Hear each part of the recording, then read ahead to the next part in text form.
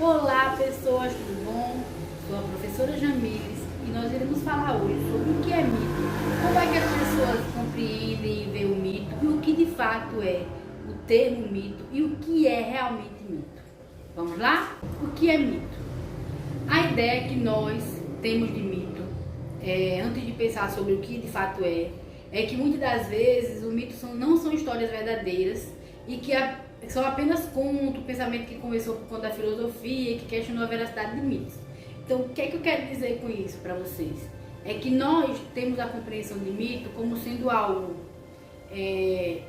primeiro, não é uma história verdadeira, é uma mentira que alguém contou. Ou eu posso também utilizar a palavra mito, o termo mito, como alguém é muito fera, é muito inteligente, você é um mito, como acontece em alguns casos, que vocês podem falar sobre isso. E esses dois termos, esses dois conceitos de mito, muitas das vezes são empregados, na realidade sempre, são empregados de maneira errada da compreensão do que realmente é mito. E aí, o que realmente é isso? O que é mito?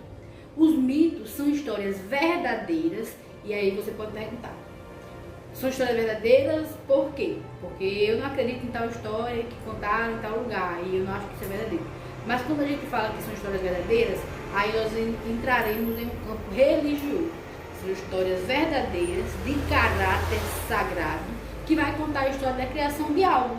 Vai contar a criação do mundo, vai contar a história da criação dos deuses, a história da criação de tudo que existe dentro da história da criação do homem.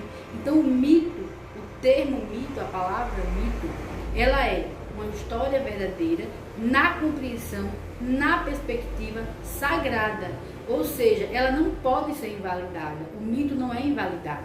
E outra questão, ela tem um tempo para acontecer. Quando foi que o mito aconteceu? Em todas as mitologias que você for pesquisar, em todos os mitos que você for ler, você vai perceber que o mito, ele acontece em um tempo.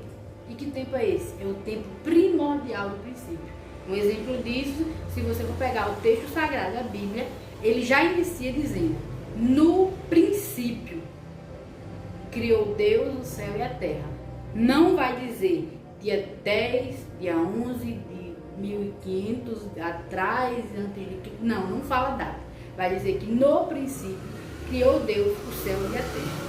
E aqui nós temos alguns mitos, que eu não vou falar sobre ele, depois a gente vai ter algumas aulas sobre mitos, mas que vai trazer a compreensão de alguns povos.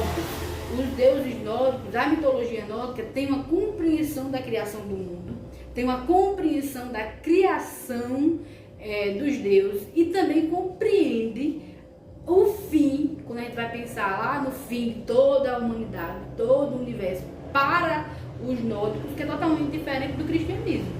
Enquanto o cristianismo acredita que o fim será com a volta de Cristo, pensando em algumas questões sobre mito, algumas perspectivas de mito, nós vamos pensar que como se deu a construção, o nascimento, a criação, na realidade, do pensamento religioso cristão, que é bem diferente da compreensão do pensamento religioso nórdico, que eu não vou falar aqui para vocês, a gente não vai se estender, mas que tanto a criação como a destruição do mundo vai ser apontada por essas religiões, na realidade por toda a maioria das religiões.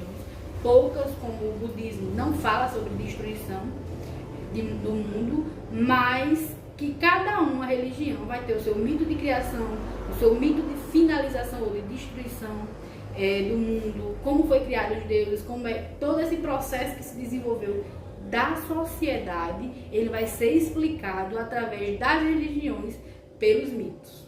Tá certo? Era isso, muito obrigada.